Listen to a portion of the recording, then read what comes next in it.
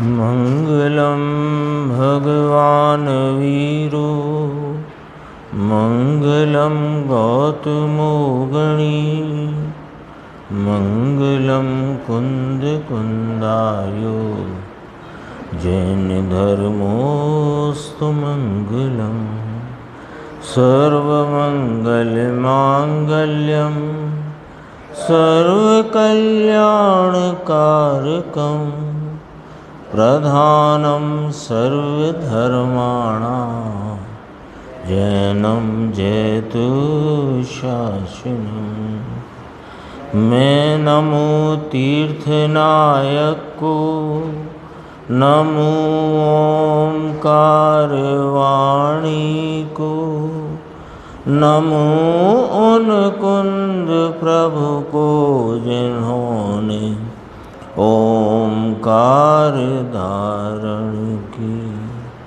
अहो उपकार जिनवर का, कुंद का दिव्य वाणी का, जिन कुंद ध्वनि दाता उन कहान स्वामी का।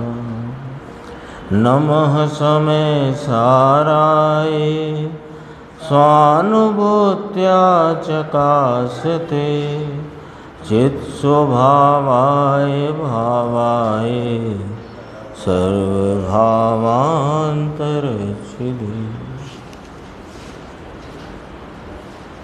समय सारजी परमागम ग्रंथ के इस परिशिष्ट रूप से जो आचार्य भगवान ने, अमृतचंद्र भगवान ने जो कहा, उसमें आज अपन ने जो गुरुदेव श्री से कलश की जो चर्चा आई, तो कल के कलश की भी थोड़ी चर्चा थी, यानी 277 कलश की, और जो अंतिम कलश है 278 उसकी भी आज गुरुदेव श्री ने व्याख्या पूरी की।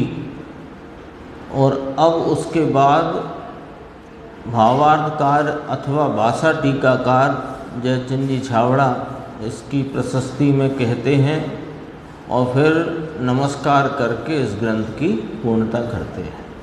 अपना जो कल कलश था 277, तो वास्तव में वो पूरे समय सार का निचोड़ रूप भाव था, जिसमें इस जीव के अनादि संसार की स्थिति जो चली आई उसका कारण क्या, और वह कारण मिट जाए, संसार का कारण मिट जाए तो फिर क्या भाव उत्पन्न होता है, उसका फल क्या आता है, वो चर्चा इस कलश में की है। तो कहा था कि अनादि से पर द्रव्य रूप जो संयोग हैं उसको इसने उन पर लक्ष्य करके उनको अपना माना जाना, और उनको अपना जानते मानते हुए यह अज्ञान भाव से परिणमित हुआ है। और अज्ञान भाव से परिणमित होने से इसने राग देश को ग्रहण किया, और राग देश की क्रिया में प्रवर्तता हुआ यह उस रागादि विकारी भावों का कर्ता आदि कारक रूप से परिणमित हुआ। यानी अपने को इसने रागादि भाव का कर्ता साधन आदि माना है। तो उनको अपने को रागादि का कर्ता मानने से इसने रागादि का ही भोक्ता बना, यानी अनुभव किया, उसी का वेदन किया। किंतु जब राग से भिन्न अपने चैतन्य पवित्र स्वभाव को इसने लक्ष्य में लिया, तो वह विज्ञान घन रूप परिणमित अपने वीतरागता की जो परिणमित हुई, उसमें यह पर वस्तुओं के और रागादि के कर्तृत्व और एकत्व के सभी भाव डूब गए, विलीन हो गए, चले गए, रहे ही नहीं। ये वाली बात रह गई। तो फिर क्या रह गया कि ये जगत का साक्षी रह गया, मात्र ज्ञाता दृष्टा रह गया। वो बात यहाँ पर अपन देखते हैं। यहाँ जो पेज है 255 है, 201 पेज है गुजराती का। देखो ज्ञाता दृष्टा होकर जानते देखते ही रहो, क्योंकि इस कलश में पूरी बात कही। अज्ञान की जो भूल है उससे इसके चार गति का परिभ्रमण है। अज्ञान मिटा तो अज्ञान क्या था? अज्ञान क्या था? जैसे आपने रात को चलते समय रस्सी को सांप मानना जाना, सांप माना, रस्सी को सांप माना, सांप जाना, तो ये क्या है कि ये अज्ञान है। क्यों? कि वो सांप है नहीं और तुमने जाना, तो ये अज्ञान है। अब अज्ञान कैसे मिटा? उसके लिए क्या करना पड़ा कि रस्सी को रस्सी जान लिया तो अज्ञान मिट गया। तो जो अज्ञान से होते हुए जो भय आदि भाव थे वे कहाँ चले गए? अज्ञान था ना, रस्सी को सांप जानने का, मानने का अज्ञान था। तो वह अज्ञान क्यों था? पहला तो प्रश्न ये है कि अज्ञान इसलिए था कि वह है तो रस्सी और उसको जाना और माना सांप है, तो सर्प माना, तो इसको उस अज्ञान से जनित भय आदि अनेक भाव उत्पन्न हुए। अब जैसे ही यह अज्ञान का नाश हुआ, अब यहाँ विचार करते हैं कि अज्ञान का नाश कैसे हुआ? कि जो वस्तु जैसी है वैसी जानने में आ गई तो अज्ञान का नाश हो गया। तो ये रस्सी ही है, सांप नहीं, ऐसा जो जानना हुआ और ऐसा जो मानना हुआ, अब वे भय आदि भाव विलीन हो गए। तो अब रस्सी का क्या हुआ कि ये तो जानने देखने वाला नहीं, भय आदि भाव विलीन हो गए। तो कहा ज्ञाता हो दृष्टा होकर जानते देखते ही रहो, क्योंकि तुम तो ज्ञाता दृष्टा हो ना, तुम रागी द्वेषी हो ही नहीं ना। तो जगत का अकेला जानने वाला रह गया। अपने को जगत रूप माना था, अपने को जगत रूप माना था। जगत अर्थात के रागादि, रागादि को ही जगत कहते हैं। क्योंकि रागादि की उत्पत्ति कैसे हुई कि ये वर्तते उपयोग का जगत के अन्य पदार्थों पर, स्वयं से अन्य पदार्थों पर लक्ष्य जाने से हुई। तो रागादि ही जगत है। वह माना था वह छूट गया। क्या माना था? रागादि को अपना स्वरूप माना था, वह छूट गया। तो छूट गया तो क्या रह गया कि अकेला ज्ञान रह गया। रागादि रूप अपने को माना था और जाना था, तो जाना था ये तो ज्ञान का भाव है कि हाँ ये ज्ञान का अज्ञान रूप भाव है। क्योंकि जो वस्तु जैसी है वैसी नहीं जानना ये अज्ञान है। और अज्ञान से उत्पन्न हुआ था राग देश। अब जब ज्ञान हो गया तो अज्ञान भी चला गया और राग देश भी चला गया, तो कौन रह गया? अकेला ज्ञान रह गया। कहो समझ में आया? 6 कारक कहे थे ना कि ये अपने को ही, मैं ही रागादि का करता हूँ, मैं ही रागादि का कार्य हूँ, मैं ही रागादि का साधन हूँ, मेरे लिए रागादि, मुझ में से रागादि, मेरे आधार से रागादि। ऐसा जो इसने माना था, क्रिया कारक में ली है ना, तो विकारी परिणति को वह जानने वाला रह गया। अब तो पहले क्या कहा था? राग देश को ग्रहण किया। अब राग देश भले है पर इसने ग्रहण न किया, जानने वाला रह गया। ये तो ज्ञानियों के अंतरंग से जो स्पष्टता के भाव आते हैं, सच में वे हमें कोई अद्भुत तरीके से, अद्भुत रीति से, अपूर्व मार्ग दिखाने वाले हैं, जो मार्ग हमें कभी मिला नहीं वो मार्ग दिखाने वाले हैं। देखो, जानने वाला हो गया, जानने वाला हो गया अर्थात उसे जानने वाला रहा, अर्थात विकारी परिणाम के कर्ता कर्म करण संप्रदान अपादान अधिकरण तूने खड़े किए थे। क्यों खड़े किए थे? अज्ञान से। अब क्या हुआ कि आत्मा गुलाट खा गया। द्रव्य दृष्टि होती है तो जिसके ज्ञान और आनंद के स्थल का तल नहीं, तल नहीं माने कि ऐसे छूकर देखो तो कोई तल हाथ में आ जाए, ऐसा नहीं। ऐसा है तो ऐसा विज्ञान घन जिसका स्वभाव है, जिसे ज्ञान घन में परिमितता नहीं है ना। तल होता ना, ये कुआं 60 फुट गहरा, ये 600 फुट, ये 6000 फुट, ये 60,000 फुट, ऐसा कोई नाप नहीं है इसकी गहराई का, गंभीरता का। अपार अपार अपार भरी पड़ी, अपरिमित अनंत अनंत अनंत ज्ञान घन है। ऐसी वस्तु की दृष्टि होने से अज्ञान विलय हो गया, कारक रहे नहीं। सुनना अब जरा, 2 पंक्ति हैं इसके लिए ये पूरा पैराग्राफ देखा अपन ने। कैसी वस्तु की दृष्टि हुई? विज्ञान घन अपरिमित अपार अपार अपार गंभीर ज्ञान स्वभाव स्वरूप अपना चैतन्य, वो जो दृष्टि में आया तो अज्ञान विलय हो गया।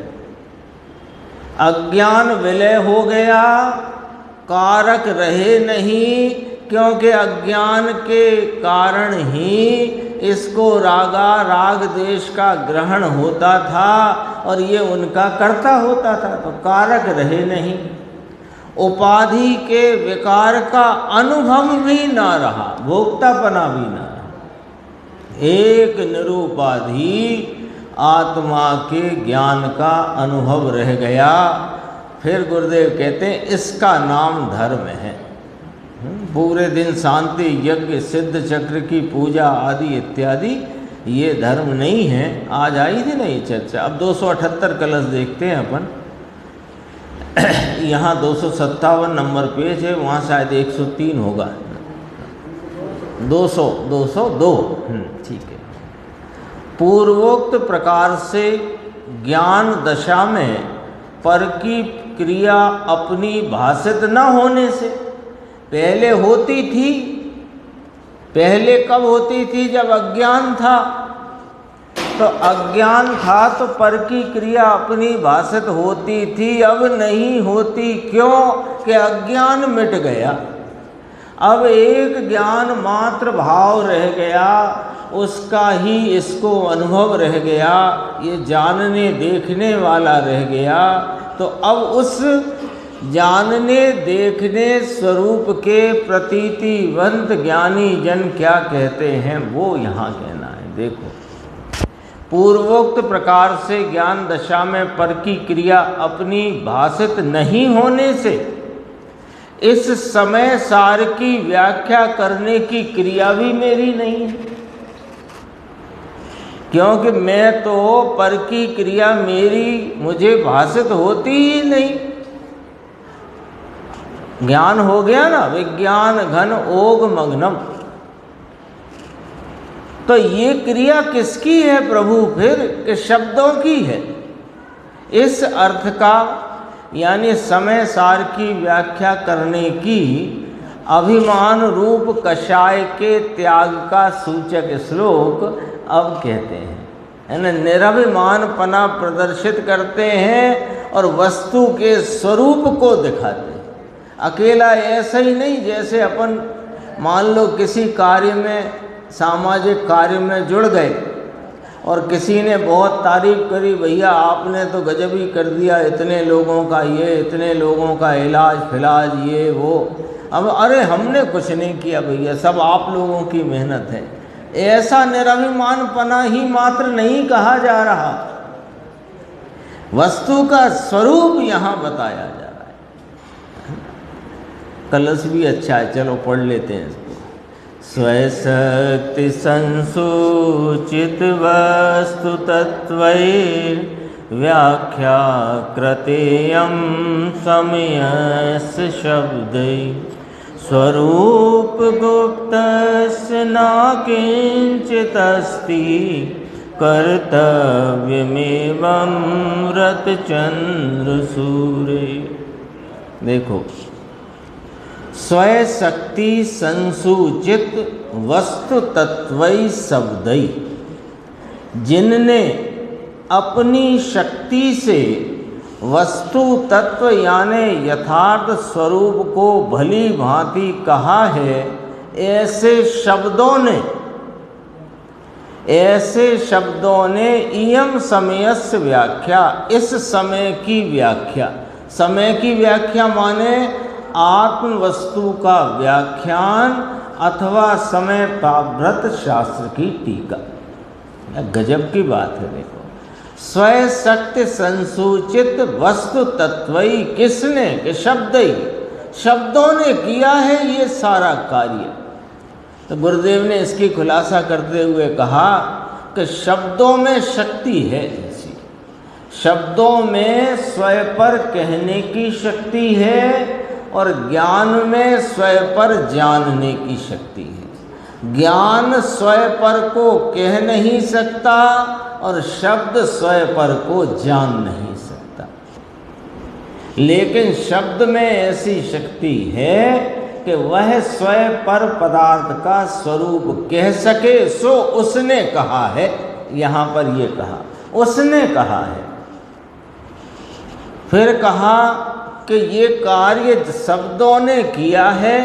स्वरूप गुप्तस्य अमृतचंद्र सूर्य, स्वरूप गुप्त यानी अमूर्तिक ज्ञान मात्र स्वरूप गुप्त, मैं तो स्वरूप गुप्त रहा हूं। इसमें और भी आई थी पहले, इसी ग्रंथ में एक कलश में कहते हैं आचार्य अमृतचंद्र देव कि इस टीका से मुझे परम विशुद्धि हो। आया है ना? तो टीका से कैसे होगी साहब? टीका तो विकल्प है और विकल्प से तो अशुद्धि होती है, विशुद्धि कहाँ होती है? टीका का विकल्प है ना, टीका करना, उपदेश देना, सूत्र रचना करना, ये विकल्प है कि धर्म है मुकेश भाई? और विकल्प है तो अशुद्ध है कि विशुद्ध है? वो शुभ वाला विशुद्ध नहीं लेना, यहाँ अशुद्ध ही लेना। यहाँ विशुद्धि का अर्थ है उस कलश में स्वरूप के शुद्धता की, परिणति की शुद्धता की वृद्धि, परिणति में शुद्धता की वृद्धि। तो अशुद्ध है कि विशुद्ध है? विकल्प अशुद्ध है। तो प्रभु आप ऐसा कैसे कह रहे हो कि इस टीका करते हुए मेरे परम विशुद्धि की प्राप्ति? ये कैसे कह रहे हैं? विकल्प से कि नहीं, वो टीका तो करेंगे शब्द। अब वो बात यहाँ मिलाओ, वो टीका तो करेंगे शब्द, लेकिन उस समय जो मेरा लक्ष्य अपने स्वरूप में रहता है, उससे मेरे परम विशुद्धि। लक्ष्य मेरा अपने स्वरूप में रहता है, तो वो तो विकल्प है कि वो विकल्प है, वहां मैं नहीं रहता। जो रचना है टीका रूप गद्य पद्य की, वो शब्दों का कार्य है। अब यहाँ मिलान कर लेते ना उस बात का, वो शब्दों का कार्य है। और जो विकल्प रूप वृत्ति है, वो विकल्प रूप वृत्ति में मैं आता जाता नहीं, मैं वहाँ रहता नहीं, वह मेरा कार्य नहीं। मैं तो स्वरूप गुप्त रहता हूँ और मेरा लक्ष्य अपने चैतन्य स्वभाव पर। तब कहा स्वरूप गुप्तस्य अमृतचंद्र सूर्य, स्वरूप गुप्त नाम अमूर्त ज्ञान मात्र स्वरूप गुप्त। अमृतचंद्र सूर्य का इसमें इस टीका की जो व्याख्या है, इसमें किंचित एव कर्तव्यम न अस्ति, कुछ भी कर्तव्य नाम कार्य नहीं है। फिर इसका भावार्थ देखो, शब्द तो पुद्गल हैं, वे पुरुष के निमित्त से, पुरुष नाम आत्मा, पुरुष के निमित्त से वर्ण पद वाक्य रूप से परिणमित होते हैं। निमित्त से, निमित्त का अर्थ क्या होता है कि वे नहीं करते। निमित्त का अर्थ होता है ना कि निमित्त माने हम तो निमित्त मात्र हैं, ऐसे अपन बोलते हैं ना, लौकिक में भी बोलते हैं हम तो निमित्त मात्र हैं, यानी हमने नहीं किया, अपन यही तो कहते हैं हम तो निमित्त मात्र हैं। तो वहाँ क्या कहते हैं, हमने किया है, हम तो निमित्त मात्र, ऐसे कहते हैं। हमने भैया कुछ नहीं किया, हम तो निमित्त मात्र हैं, ऐसा ही तो बोलते हैं लौकिक में। यहाँ आके गाड़ी अपनी पंचर हो जाती। देखो, निमित्त से, आत्मा के निमित्त से वर्ण पद वाक्य रूप से परिणमित होते हैं, इसलिए उनमें माने शब्दों में जो कि पुद्गल हैं, वस्तु स्वरूप को कहने की शक्ति स्वयमेव है, स्वयमेव, स्वयं से ही है। क्योंकि शब्द का अर्थ, शब्द का और अर्थ का, हाँ, शब्द का और अर्थ का वाच्य वाचक संबंध है।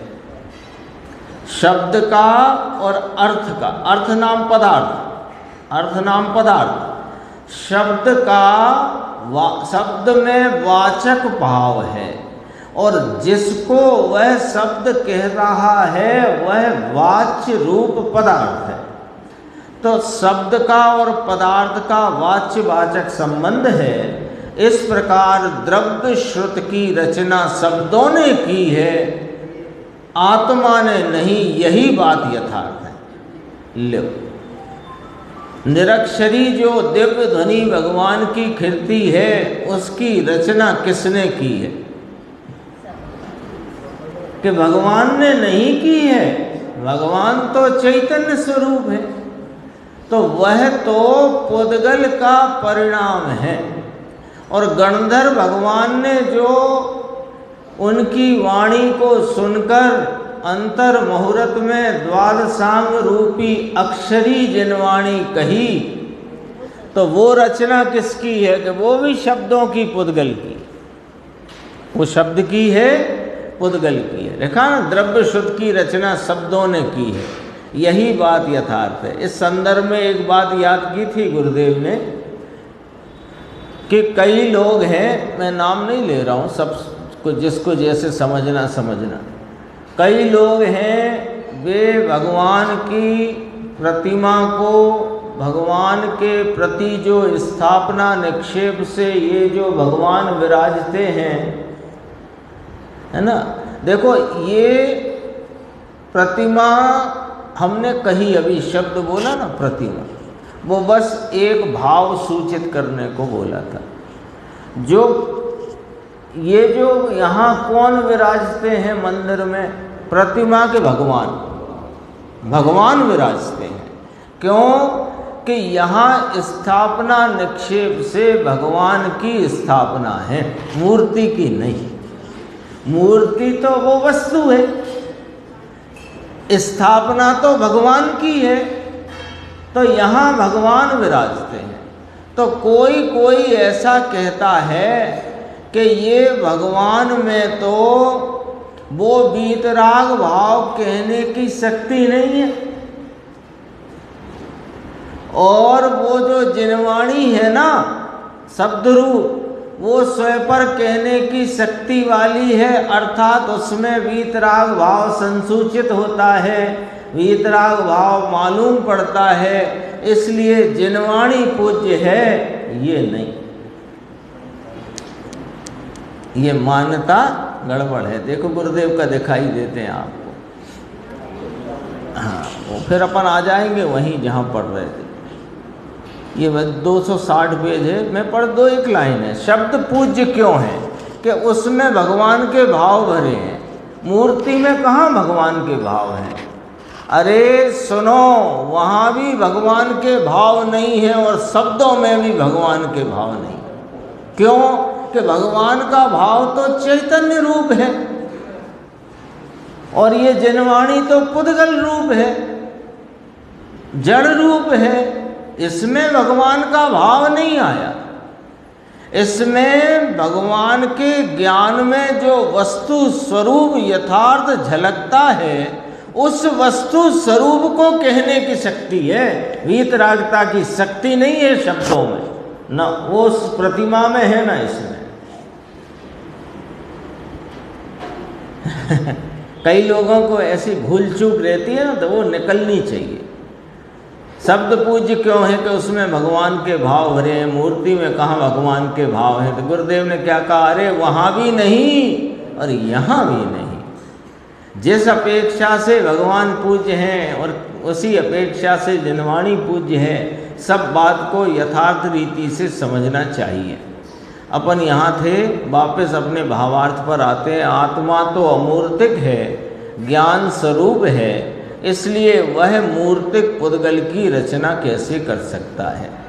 इसीलिए आचार्य देव ने कहा है कि इस समय प्रावृत की टीका शब्दों ने की है, मैं तो स्वरूप में लीन हूँ, उसमें टीका करने में मेरा कोई भी कर्तव्य नाम कार्य नहीं है।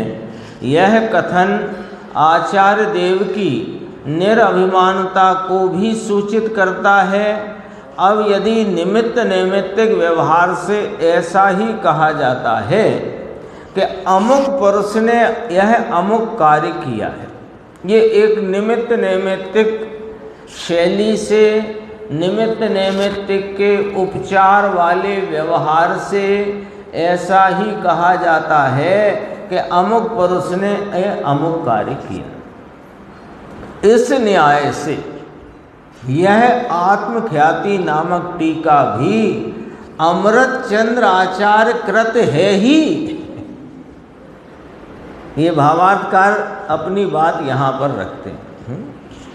अमृतचंद्र आचार्य तो कहते हैं कि ये तो शब्दों की शक्ति से है ना, स्वशक्ति संसूचित वस्तु तत्वे शब्दई। तो ये तो शब्दों ने अपनी शक्ति से वस्तु तत्व के भाव को संसूचित किया है, मेरा इसमें कोई भी कर्तव्य नहीं है। तथापि निमित्त नैमित्तिक व्यवहार से यह बात ठीक है कि ये आत्मख्याति नामक समय प्रावृत नाम के ग्रंथ की टीका अमृतचंद्र आचार्य ने ही की है। इसलिए पढ़ने सुनने वालों को उनका उपकार मानना भी युक्त है ना। ऐसा न करना, वे तो स्वयं ही कह रहे हैं कि हमने नहीं की तो बैठो घरे। ऐसे नहीं चले। वहाँ अब उस प्रकार का निमित्त नैमित्तिक उपचार है, क्योंकि ये टीका की रचना हुई तो शब्दों से है, पर उसमें विकल्प रूप वृत्ति जो थी, शुभ भाव रूप, वह अमृतचंद्र आचार्य की परिणति में वर्तता हुआ भाव था। उनकी परिणति थी ना, और उनके ज्ञान की क्षयोपशम रूप दशा का उस जाति का उघाड़ था। और अंतरंग में तीन कषाय चौकड़ी की वीतरागता सहित समस्त जगत के वस्तुओं का यथार्थ सिद्धांत, वो सब कुछ उसमें निमित्त नैमित्तिक रूप से जानना चाहिए। क्योंकि इसके पढ़ने सुनने से पारमार्थिक आत्मा का स्वरूप ज्ञात होता है, उसका श्रद्धांत तथा आचरण होता है, मिथ्या ज्ञान श्रद्धांत तथा आचरण दूर होता है और परंपरा से मोक्ष की प्राप्ति होती है।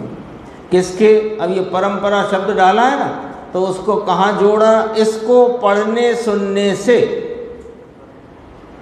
परंपरा से, यानी ये पढ़ने सुनने का भाव भी जब छूट जाता है, तब आत्मस्वरूप की प्रतीति और उसकी स्थिरता होते हुए पूर्ण भाव की प्राप्ति होती है। सब बात यथा स्थान पर रहती है, अपने को अर्थ उसका वहाँ पकड़ना चाहिए।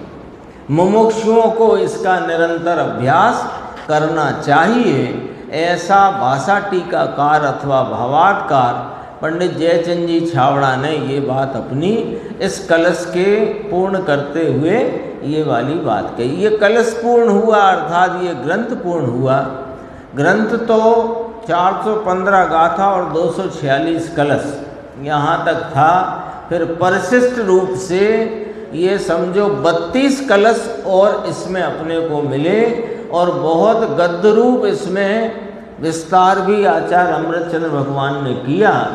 और जो बातें कहने से रह गई थी वो भी कहीं। परिशिष्ट का एक दिन गुरुदेव श्री ने अर्थ किया।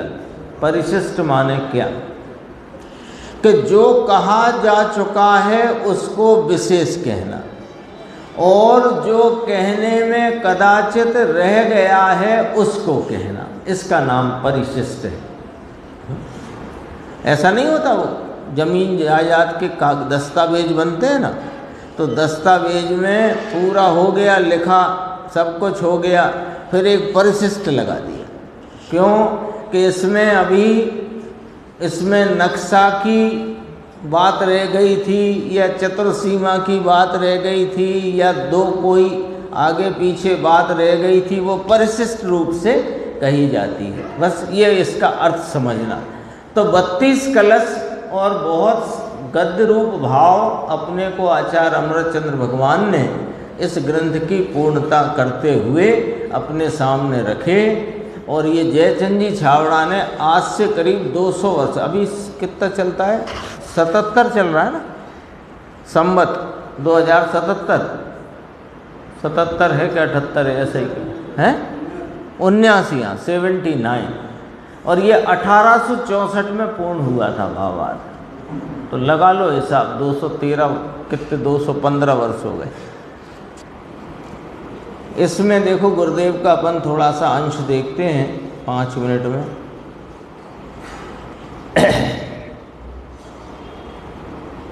ये पेज आ गया है 261। स्वरूप गुप्तस्य, आपके यहाँ 205 करीब आया होगा, 5-6, 206। स्वरूप गुप्तस्य अर्थात मैं तो अमूर्तिक चीज हूँ, वाणी तो मूर्त है, मैं चैतन्य हूँ वह जड़ है, मैं जीव हूँ वह अजीव है, मैं अरूपी हूँ वह रूपी है, मैं अमूर्त हूँ वह मूर्त है, अमूर्तिक ज्ञान मात्र स्वरूप गुप्त हूँ, मैं तो स्वरूप में गुप्त हूँ स्वयं कहते हैं। मैं तो वहाँ हूँ, मैं कहीं वाणी में आया नहीं। कह रहे इतना अधिक स्पष्ट किया ना समय साथ, किसने? आचार्य अमृतचंद्र देव ने। इसकी टीका गुरुदेव ने कई बार कहा, भारत में ये अजोड़ टीका, टीका ते कई टीका छे। फिर कहते हैं कुंद कुंद आचार्य देव के पेट में बैठकर टीका की, आता है ना। तो किसने की? स्वरूप गुप्त अमृतचंद्र आचार्य ने, जो कहते हैं कि यह मेरा कर्तव्य कार्य नहीं है, ये तो शब्दों की शक्ति से ही यह पदार्थों की व्याख्या रूप यह टीका हुई है। यदि अब देखो गुरुदेव के अंदर क्या बहुमान है वो देखो। यदि ऐसी स्पष्ट टीका न होती तो नहीं समझ पाते हम लोग। ये समय सार में जो आचार्य कुंद कुंद देव ने भावो ब्रह्मांड ना भरया, वो ब्रह्मांड के भाव जो इसमें भर दिए, वो इस आत्मख्याति टीका न होती तो न समझ पाते हम लोग। देखो अपन ने कई बार बात की, जब ये टीका हुई आत्मख्याति, फिर और टीकाएं हुई, फिर कलश की टीका हुई, फिर नाटक समय सार लिखा गया, फिर इसका भावार्थ आया, अन्यथा ये सब कुछ संभव नहीं था। ये सच कहते हैं, जितना उपकार ऐसे इसीलिए कहते हैं कि तीर्थंकर का विरह भुला दिया कुंद कुंद आचार्य देव ने, स्वयं तीर्थंकर वत यह भाव अपन सबके सामने प्रस्तुत करके तो गणधर जैसा कार्य किया अमृतचंद्र आचार्य। देखो, मूल गाथा का भावार्थ खोलकर रखा टीकाकार आचार्य ने। तो वे कहते मैंने नहीं, कहते यूं है आचार्य अमृतचंद्र देव, मैंने नहीं हो, ये तो वाणी में शक्ति थी। उसने वस्तु के अपने भाव को, जड़ का उसका भाव है और पर के भाव को, पर का आनंद और केवल ज्ञान ऐसा इत्यादि ये सब शब्दों ने कहा। आत्मा निर्विकल्प स्वरूप है, शुद्ध आनंद कंद है, ऐसे तत्व के स्वरूप को और जड़ वाणी के स्वयं में जड़ हूँ, मुझ में जानने का कुछ नहीं है, ऐसा भी स्वरूप शब्द का, जड़ का शब्द ने स्वयं अपनी शक्ति से सूचित किया है। शब्द जो जानने में असमर्थ है, लेकिन वह स्वपर पदार्थ के स्वरूप को कहने में समर्थ है।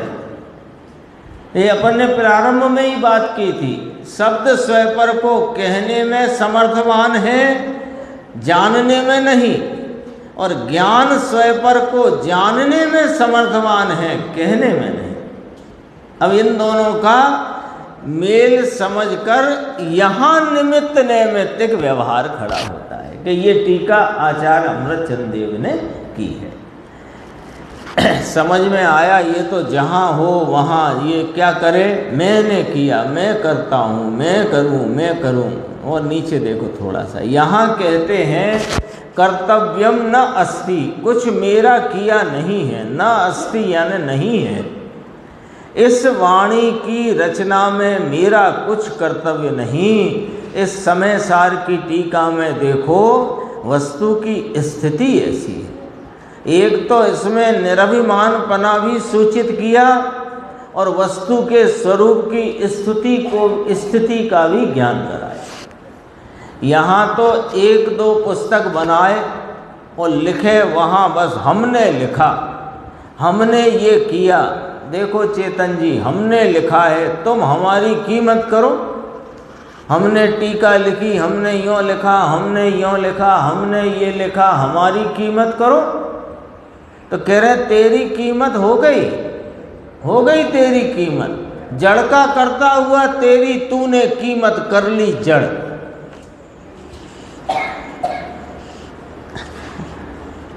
देखो बात गहरी है। हमारी कीमत करो कि हाँ तुमने ही कर ली तुम्हारी कीमत। जड़ के कर्तापने का अभिमान रखकर तुमने अपनी कीमत जड़ कर ली। जड़ का करता हुआ तेरी कीमत हो गई। चिमन भाई देखो ना, बात तो देखो। ऐसा समय सार गुरुदेव याद करते हैं कि भाद्र कृष्ण एकम से यह 16वीं बार समय सार का व्याख्यान प्रारंभ किया था 1924 के वर्ष से, संवत 1924, और ये पूरा हुआ 1926, 2.5 साल में करीब। और यह अब पूरा होगा, कल दोपहर में पूरा होगा। ऐसा कहकर आज की चर्चा यहाँ पूर्ण करते हैं। और जो कल जो अपना समझो, कल आज 25 है ना, 26 है, आज 25 है, 26 और 27 और या शायद कल ही एक प्रवचन और है, तो उसकी चर्चा अपन कल आएगी, कल सुनेंगे। फिर उस पर अभी अपना ज्ञान गोष्ठी में 11वां अधिकार निमित्त उपादान का प्रारंभ होता है। और संयोग की बात यह है कि अपन दोपहर को जो स्वाध्याय चल रही है उसमें क्रमबद्ध पर्याय का विषय चल रहा था, वो भी इसमें आने वाला है क्रमबद्ध पर्याय के नाम से। और अभी वस्तु विज्ञान सार में भी उपादान निमित्त की स्वतंत्रता की चर्चा चल रही थी, यहाँ भी वह विषय अपने सामने आ गया है। देखो प्रश्न, इसलिए जो दोपहर को जिन्होंने सुना है या आते हैं अपन सब लोग, उनको ये कई प्रश्न तो रिपीट जैसे लगेंगे, तो कोई दिक्कत नहीं है, पक्के होंगे। एक वस्तु दूसरी वस्तु की नहीं, इसलिए एक वस्तु का दूसरी वस्तु के साथ कोई संबंध नहीं, तो फिर शास्त्र में निमित्त नैमित्तिक संबंध के जो कथन आते हैं वे कहाँ गए? फिर कौन सा संबंध मान? यानी एक वस्तु दूसरी वस्तु की नहीं, तो एक वस्तु का दूसरी वस्तु के साथ कोई संबंध नहीं। नास्ति सर्वो अपि संबंधम, आचार्य भगवान ने कलश कहा है ना कि किसी का किसी से कोई संबंध ही नहीं।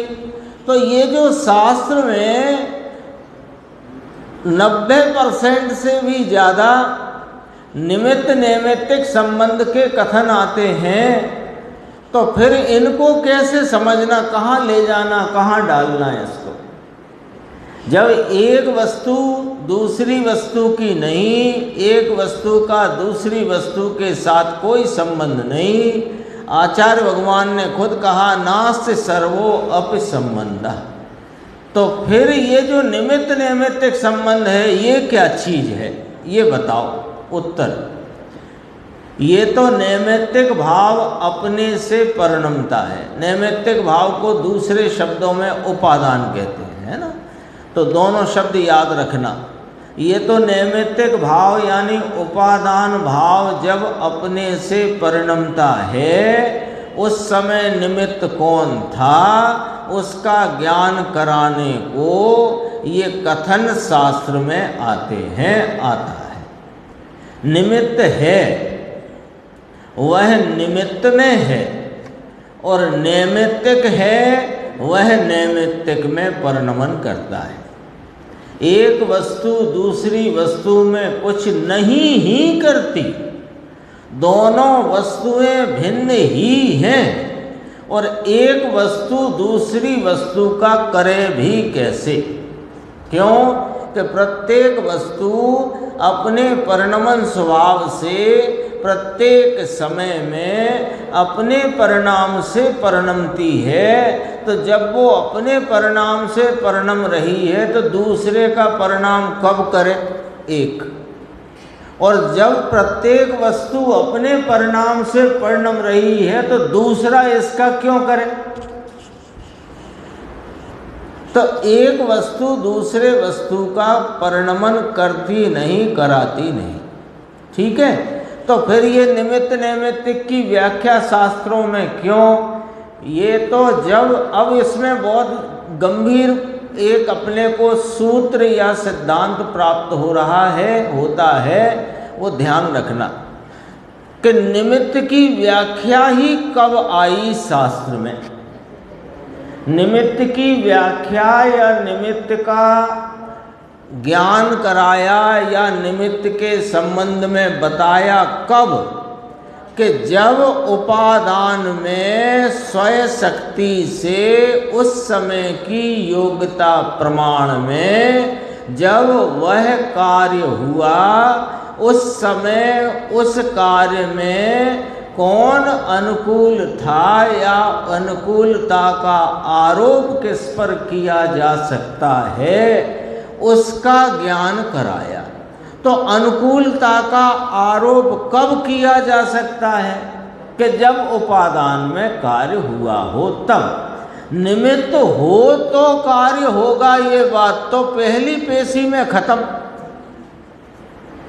निमित्त हो तो कार्य होगा, ये बात पहली ही यहाँ वर्णन आया और बात खत्म हो गई। निमित्त तो कहलाया ही तब जब उपादान में कार्य हुआ।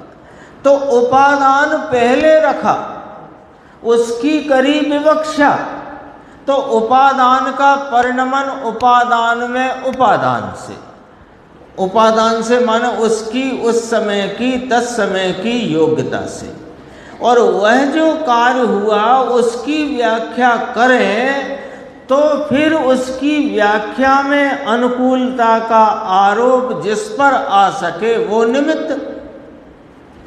तो किसकी अनुकूलता का आरोप? पॉइंट अब यहाँ से पकड़ो। किसकी अनुकूलता का आरोप? कार्य की अनुकूलता। किसकी अनुकूलता? किसके लिए अनुकूल है वो जो निमित्त आरोपित है? किसके लिए? कि उपादान के लिए। तो नक्की हुआ कि बिना उपादान रूप कार्य की विवक्षा के लिए ही निमित्त की बात है। जब कार्य ही नहीं हुआ तो निमित्त की कोई बात ही नहीं आती। आगे देखो 462। जब निमित्त वास्तविक कारण नहीं है तो फिर उसे कारण कहा ही क्यों जाता है? जब वो कारण है ही नहीं। अभी ऊपर कहा ना, कार्य किससे हुआ? उस उपादान की अपनी उस समय की योग्यता प्रमाण में वह वस्तु अपने स्वयं सामर्थ्य से अपनी परिणमनशीलता में उस परिणाम से परिणमित हुई है। बात लंबी है लेकिन उसमें पूरी बात है। तो निमित्त ने क्या किया? कि निमित्त ने कुछ ना किया। वो कार्य जब उत्पन्न हुआ तो कार्य में अनुकूल कौन हो सकता था ये बताने में जिस पर आरोप आया वो निमित्त है। तो कहा अब अगला प्रश्न कि जब निमित्त वास्तविक कारण नहीं है तो फिर उसे कारण कहा ही क्यों जाता है? कि जिसे निमित्त कहा जाता है उस पदार्थ में उस प्रकार की यानी निमित्त रूप होने की योग्यता है। ये चर्चा चल गई है लेकिन इस पे थोड़ा ध्यान देना जरूरी है। निमित्त रूप होने की योग्यता क्या होती है? जगत में कौन कौन से पदार्थ ऐसे हैं जिनमें निमित्त रूप होने की योग्यता है और कौन कौन से पदार्थ ऐसे हैं जिनमें उपादान रूप होने की योग्यता है? बता सकते हो आप कोई? ऐसे कितने पदार्थ हैं जिनमें निमित्त रूप होने की योग्यता है और ऐसे कितने पदार्थ हैं जिनमें उपादान रूप होने की योग्यता है? सभी पदार्थ में उपादान रूप होने की योग्यता प्रति समय विद्यमान है। प्रति समय विद्यमान। तो फिर निमित्त रूप होने की योग्यता क्या होती है? अब समझेंगे अपन। अब समझेंगे कि निमित्त रूप होने की योग्यता क्या होती। कि जब उपादान में यानी ऐसे देखो, ये दो हाथ है ना, तो ये उपादान और ये निमित्त, ठीक है। अब ये उपादान रूप परिणमित हुआ, उसी समय ये भी परिणमित हुआ। जिस समय इसका कोई परिणाम हुआ उस समय इसका भी कोई परिणाम हुआ। तो ये दोनों के परिणाम उपादान रूप है ना। इसमें कोई एक निमित्त रूप और कोई एक उपादान रूप परिणमन है क्या? नहीं। पक्की बात, दोनों उपादान रूप परिणमित हैं। तो फिर एक को उपादान और एक को निमित्त कहना ये कौन सी पद्धति है?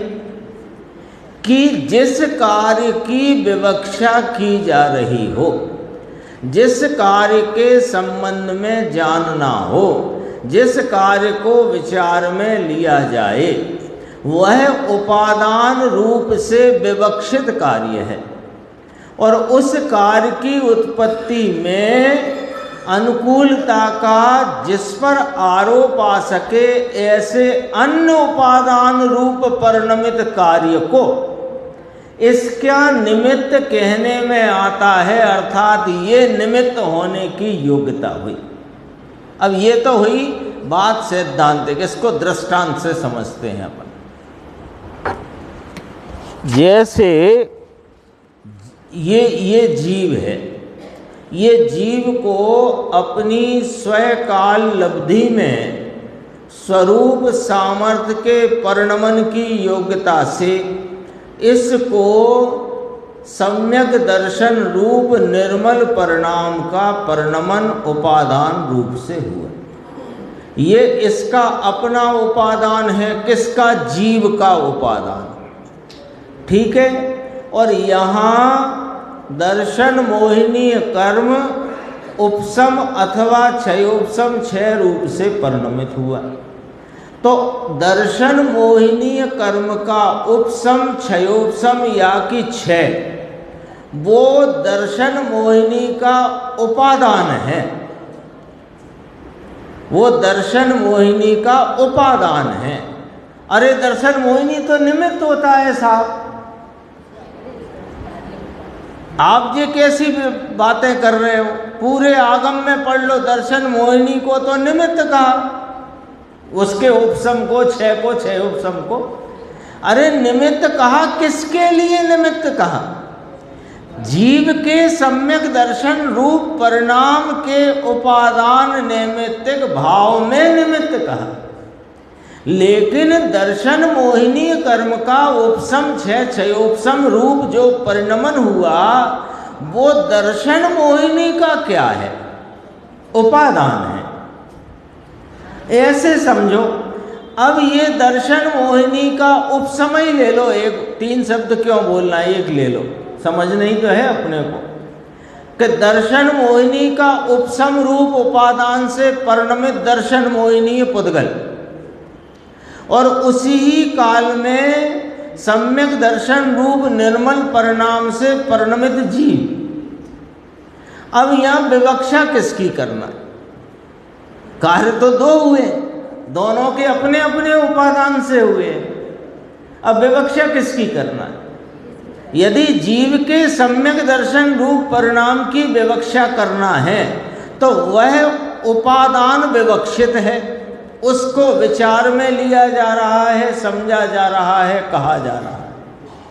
तो इसमें इसके इस निर्मल परिणाम जो कि जीव का स्वतंत्र स्वयं सामर्थ्य से उत्पन्न अपना परिणाम है, उसमें अनुकूलता का आरोप किस पर कर सकते हैं कि वहाँ दर्शन मोहिनी के उपसम रूप परिणमन पर उसकी उस सम्यक दर्शन रूपी कार्य में अनुकूलता के आरोप रूप वहाँ आरोप उपचार किया जा सकता है। तो इसमें निमित्त रूप होने की योग्यता कहलाई।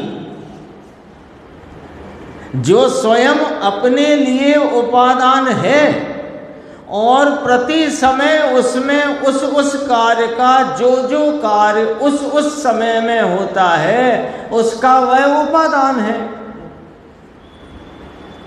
लेकिन विवक्षित कार्य है जीव का सम्यक दर्शन। तो सम्यक दर्शन को उपादान या नैमित्तिक भाव रखकर जब इसको निमित्त रूप उपचार किया तो इसमें निमित्त पने की योग्यता हुई। निमित्त पने की योग्यता लेकर के कोई जगत की वस्तु नहीं है, न निमित्त पने की योग्यता से परिणमित होती है वस्तु।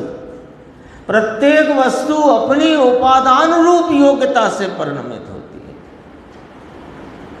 अब देखो, यहां दर्शन मोह का उपसम हुआ।